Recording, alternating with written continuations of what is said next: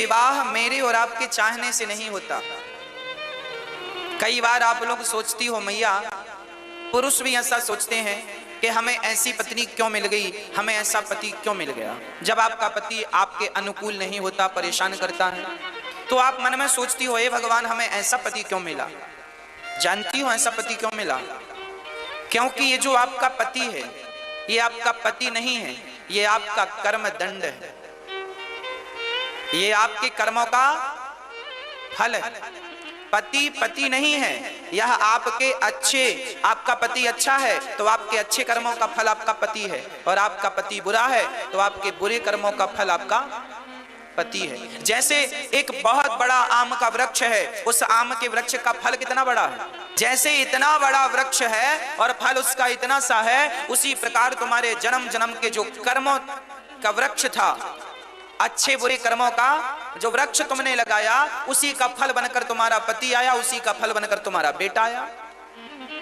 जैसी करनी थी वैसी भरनी है। तो पति आपका अच्छा है तो वो भी आपके कर्म का फल है, बुरा है वो भी आपके कर्म का फल। आपकी पत्नी अच्छी है, ये भी आपके अच्छे कर्मों का फल है, और आपकी पत्नी बुरी है, ये भी आपके बुरे कर्मों का फल आपकी पत्नी बनकर आई।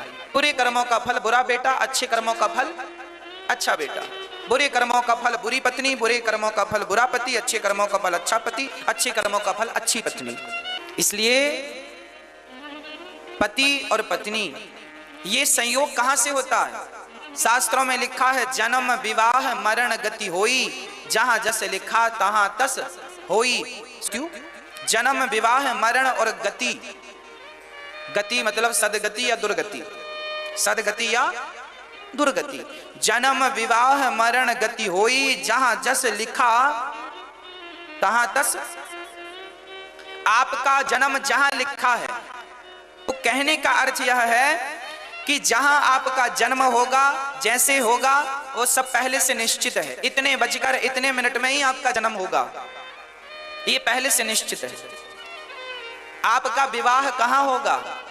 आप कहते हैं हमने बढ़िया लड़की ढूंढी, हमने बढ़िया लड़का ढूंढा ना, आपका विवाह यहां होना था, किसी ना किसी प्रकार से संयोग हुआ, किसी ना किसी को माध्यम बनाकर, निमित्त बनाकर वो व्यक्ति वहां तक पहुंच गया और विवाह हो गया। ना कोई किसी का विवाह कराता है, जहां लिखा है वहां होगा। इसलिए जो तुम्हारा पति है, ये हमारी और तुम्हारी पसंद से नहीं मिला, ये भगवान की पसंद थी, भगवान ने पहले तैयार किया था।